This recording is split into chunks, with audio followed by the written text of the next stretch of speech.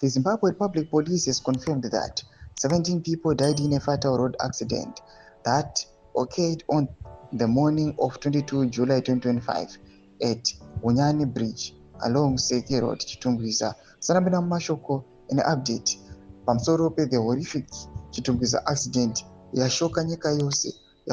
It has wiped 17 lives. Chitiko chirikuonekwa kunzi our the nation awe iri kuunguza panguva ino sezvamuri kuona mapictures omwe anoti wasubscribe like on the bell icon tipinda panapa muna mubudanyi kwamtins. According to a statement issued by Police Chief Staff Officer for Press and Public Relations Commissioner Paul Nyati, the accident involved a haulage truck and a Nissan Caravan Combi.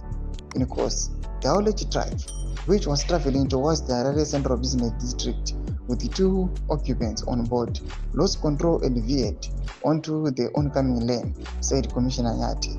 The out-of-control truck struck two pedestrians walking on the islands of the road.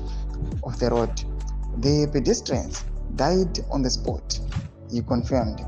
The truck then collided head-on with a combi, which was traveling in the opposite direction towards Chitungwiza, with the 17 passengers on board. The impact caused the truck to drag the combi off the road, overturn and land on top of it. Subsequently, 15 occupants who were in the combi, including the driver, died on the spot, said Nyati. 4 other people, 3 from the combi and 1 from the truck, sustained injuries and were taken to Chitungwiza Hospital for treatment. The victims include 10 females and 7 males. Their bodies were also taken to Chitungwiza Hospital mortuary for post-mortem examinations. More details will be released in due course, said Commissioner Nyati. The tragedy has raised renewed concerns over road safety on one of the busiest routes linking Chitungwiza to Harare.